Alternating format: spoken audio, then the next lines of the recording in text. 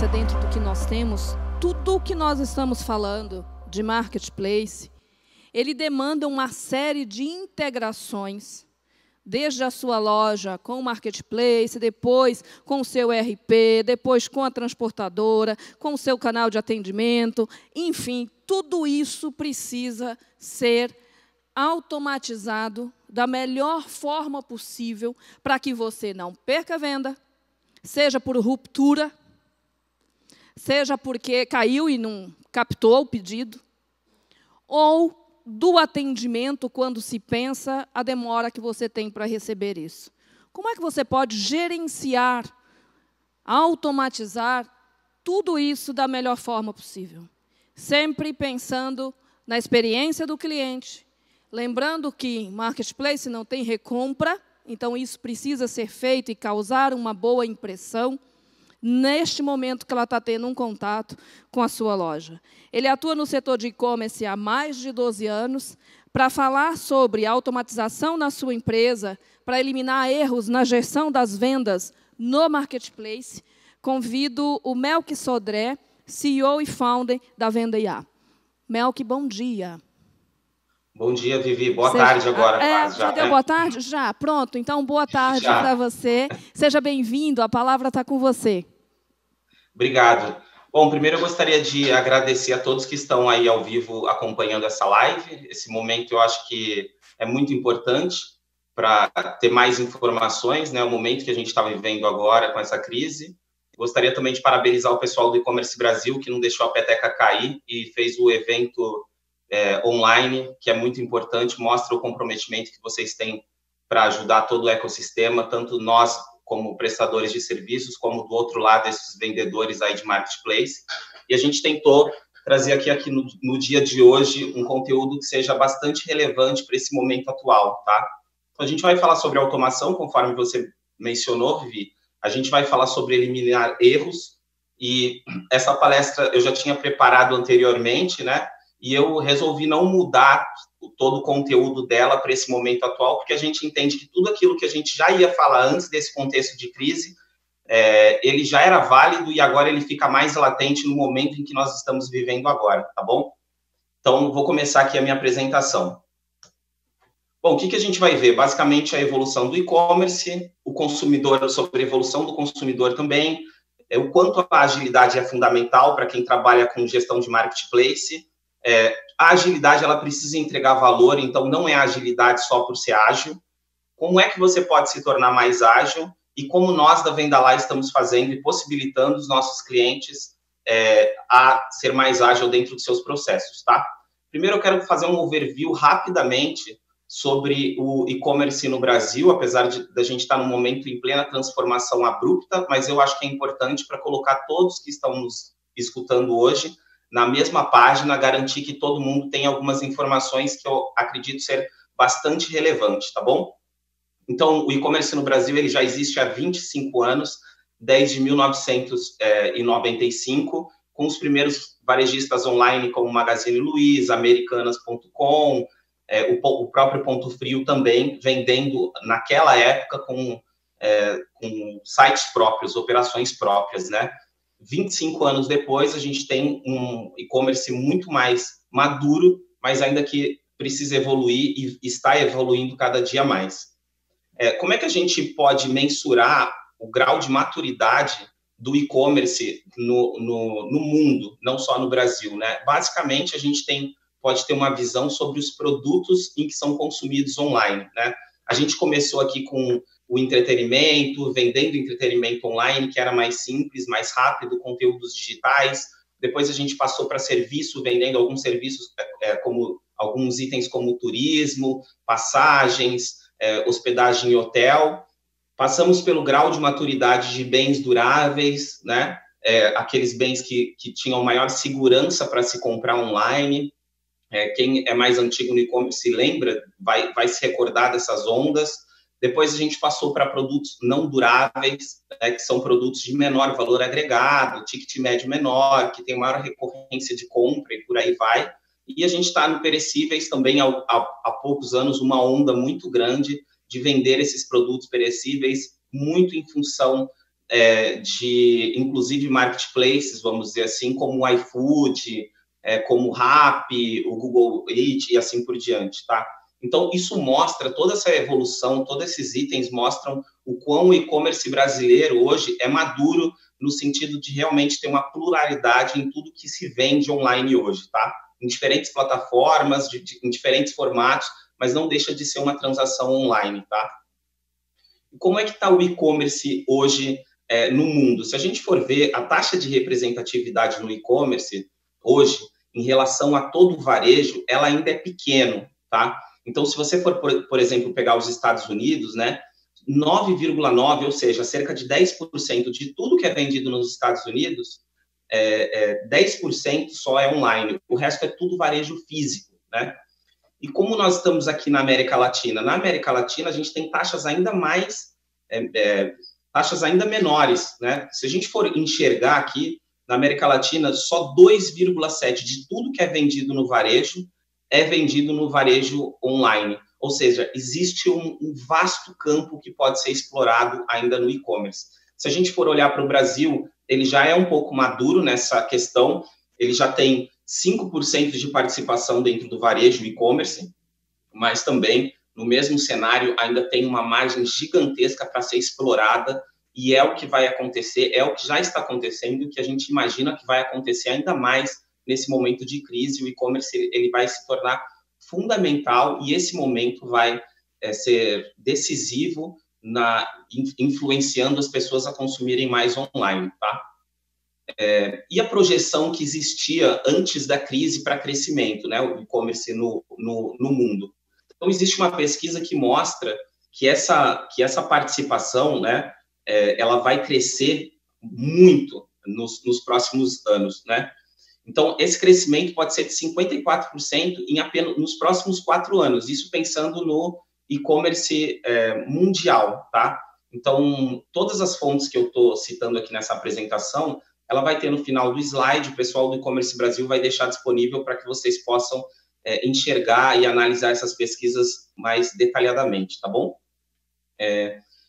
A projeção do e-commerce do Brasil, ela também era muito animadora, e acredito que esse momento de crise, mesmo com essa pandemia, pode ser que o e-commerce tome uma importância ainda maior do que foi projetado no passado, tá? Então, o e-commerce deve crescer 17% ao longo dos próximos 3 anos, né? Até 2021. E o que acontece aqui é que essa fatia, o que eles esperam é que essa fatia do e-commerce ela pode triplicar. Então, esses 5% de representação do varejo, até 2025, pode chegar, na verdade, a 15%, chegando a índices superiores ao que é hoje nos Estados Unidos e se aproximando, por exemplo, a índices do que é na Ásia, tá? Então, isso significa realmente triplicar a participação do varejo, do e-commerce dentro do varejo offline. Bom, o que é importante a gente entender é que também o consumidor, houve uma evolução desse consumidor. O marketplace, o e-commerce, a gente percebe que as mudanças dele são muitas delas são influenciadas pelo comportamento do consumidor, né? É muito difícil a gente conseguir enxergar uma atitude propriamente do consumidor que não vai influenciar diretamente no e-commerce ou no marketplace, né? Que faz parte do e-commerce, vamos dizer assim. Então, só para a gente entender, a última pesquisa aí que tem dados consolidados do EBIT, né? A gente tem já quase 59 milhões de consumidores ativos na internet, né? Isso é uma participação bem importante dentro do varejo. E os consumidores, isso aqui mostra que o percentual de 28%, né, em cima desses dados. O crescimento do e-commerce ele também vem bem alavancado. A gente teve alguns anos que cresceram menos, como 2016 e 2017, e retomou o crescimento aí na casa de 2 dígitos, que foi o caso de 2018 e 2019, e mesmo com a crise atual, acredita-se que vai continuar crescendo nas mesmas proporções. É muito incerto tentar dar aqui qualquer tipo de previsão, se vai diminuir muito ou aumentar, é só uma aposta agora nesse momento de crise, mas o que a gente está percebendo, principalmente dentro desse ecossistema, é que o e-commerce está se mostrando cada vez mais necessário para que possa romper determinadas barreiras que essa crise mundial aí está nos trazendo, tá? Bom, aqui, pensando nos dados ainda de 2018, a gente vê um forte crescimento aí de 22% no e-commerce na região norte, de Nordeste foi ainda maior, 27%, né? E a gente também vê que ainda a região Sudeste ela é a maior responsável pelo faturamento do e-commerce brasileiro, tá? Mas a gente vê como é plural, como outras regiões já estão crescendo, já estão ascendendo no e-commerce e está tornando isso uma possibilidade, está acessando novos consumidores, tá?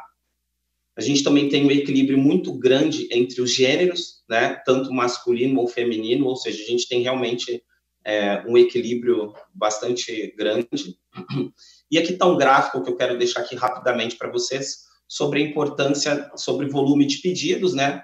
Ali a gente vê 16,4% dos pedidos, isso é bastante importante deixar claro, e não do faturamento, foi para essa categoria de perfumaria e cosmético. Isso mostra aquele gráfico lá atrás sobre a evolução do e-commerce brasileiro, sobre os bens não duráveis, né? E assim segue as categorias. Depois vocês podem dar uma olhada nesse gráfico com calma e recomendo, inclusive, que leiam a pesquisa do EBIT, tá? Que é muito interessante. Isso ajuda vocês a entender o mercado. O crescimento dos pedidos, a gente vê que ano a ano, mês a mês, eles vêm crescendo, e o percentual de crescimento bem acentuado aí a partir de 2017. Legal. E o que é a agilidade? Por que a agilidade é fundamental nesse contexto, né? Por que é importante para o marketplace? Então, alguns fatores que influenciam você vender mais, basicamente é o tempo de resposta, o tempo de emissão de uma etiqueta para gerar nota fiscal, o tempo que você demora para entregar, o índice de reclamação.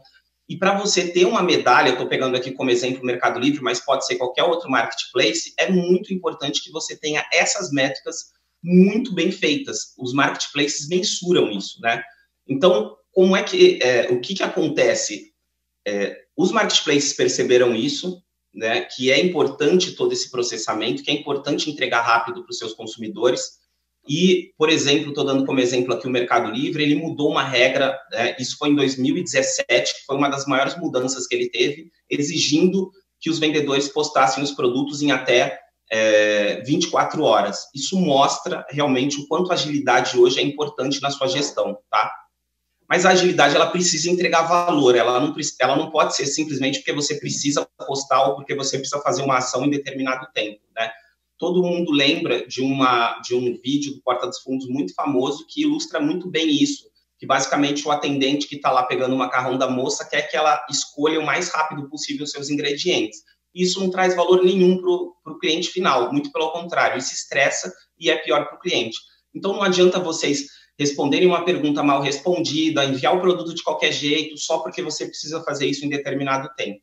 Alguns exemplos de empresas bem-sucedidas que vêm pensando que essa agilidade é importante, mas que é importante entregar para os seus consumidores finais, é o Magazine Luiza, por exemplo, que passou o atendimento deles de 40 minutos para 10 minutos, o atendimento em loja, e conseguiu fazer isso sem que ficasse estressante o atendimento, ou seja, continua com a qualidade no atendimento e, sistemicamente, eles entenderam como eles poderiam melhorar os processos deles e melhoraram, caindo o tempo aí 4 vezes o tempo de atendimento. Outro exemplo grande é o Mercado Livre, que injetou bilhões, literalmente bilhões, num sistema de logístico gigantesco para fazer com que os pedidos de quem comprou no Mercado Livre cheguem mais rápido até a sua residência, tá? E como você pode se tornar mais ágil? Basicamente, a gente entende aqui que você precisa de 2 coisas: entender os seus clientes e entender os seus processos. Uma vez que você entendeu os seus clientes, qual é a jornada de compra, se sua venda é reativa ou construtiva, como é formada a decisão de compra, como surgem as demandas, quais são os gatilhos que fazem o seu consumidor comprar, e você fizer um paralelo com quais são os seus processos, você consegue, de repente, desenhar um fluxograma dos seus processos para que você possa entender melhor como você pode melhorar esses processos, criar os seus próprios SLAs para cada processo, um a um, claro, e quais são os problemas mais comuns que você tem, você vai conseguir mapear isso, e quais são as métricas indispensáveis para você acompanhar e saber se tudo isso está funcionando na prática, tá? Eu vou dar um exemplo aqui rápido de um processo de vendas dentro do marketplace. Então, basicamente, o cliente compra um pedido, o cliente compra um item no marketplace, o vendedor recebe esse pedido, gera a nota fiscal, gera a etiqueta, imprime a nota fiscal, separa o produto, embala esse produto e envia. Parece simples o processo, mas, na verdade, ele vai ficando cada vez mais complexo se você for começar a enxergar realmente e mapear os processos que você tem dentro da sua empresa. Então, basicamente, isso é um fluxograma. Se você vende em um marketplace, esse aqui pode ser, por exemplo, um fluxograma muito parecido do que você faz. Se você vende em vários, esse fluxograma começa a ficar cada vez mais complexo.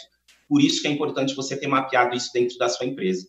E o que nós, da Venda Lá, estamos fazendo para poder agilizar e ajudar os vendedores nesse processo? A gente basicamente desenhou todo esse fluxo de trabalho e pensou o que a gente poderia tirar e automatizar da mão do vendedor para que ele pudesse se preocupar com outras coisas. E a gente deixou somente a separação do produto e a embalagem do produto e o despacho dele. Então, todo esse processo de daqui para trás, o cliente não precisa mais se preocupar. Eu vou pedir para o pessoal soltar o vídeo para vocês conseguirem enxergar isso na prática. Bom, pessoal, então eu vou mostrar para vocês na prática como funciona a automação que nós desenvolvemos. Então, eu estou aqui dentro de um produto do Mercado Livre. É bom frisar que esse é um produto de teste. Então, é um comprador e um vendedor de teste. Vou colocar aqui o meu CPF. Pronto.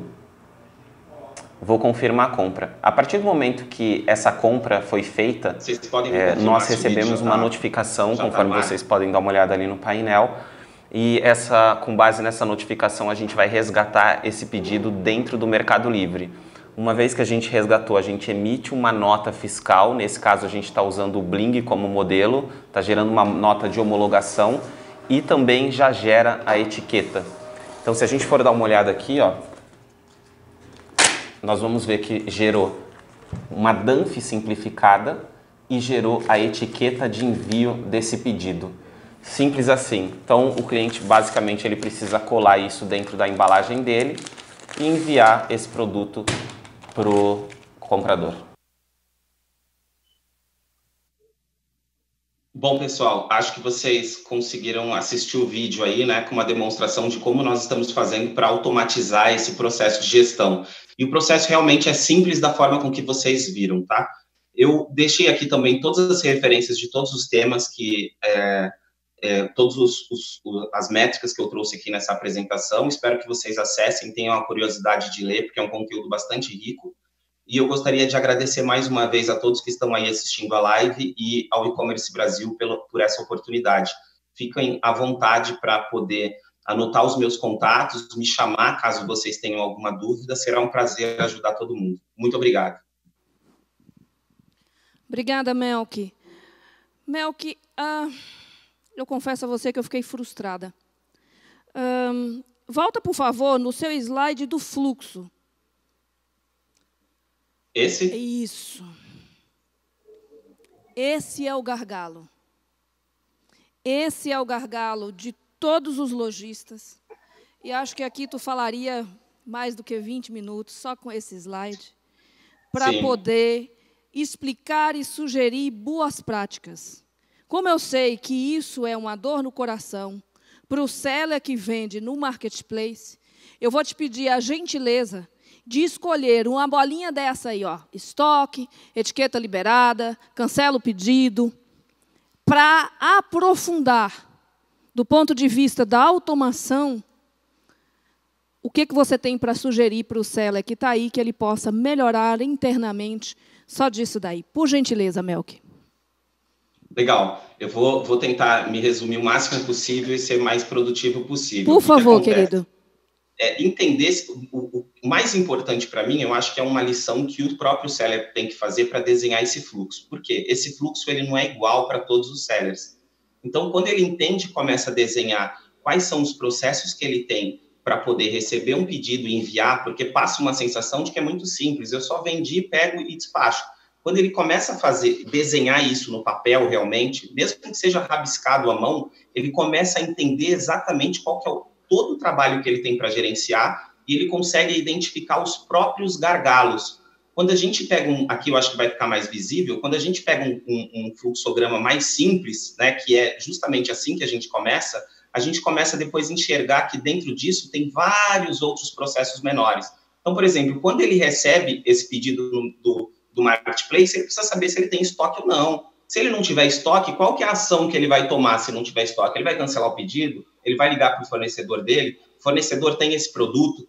Então, quer dizer, fica até meio difícil, o desafio é grande, de elencar um item só. Mas a grande dica disso é justamente que você, vendedor que está nos escutando, é que desenhe esse processo minimamente. Comece ele minimamente possível. Eu recebo o pedido, eu envio o pedido. O que tem no meio do caminho aqui? Eu imprimo uma etiqueta.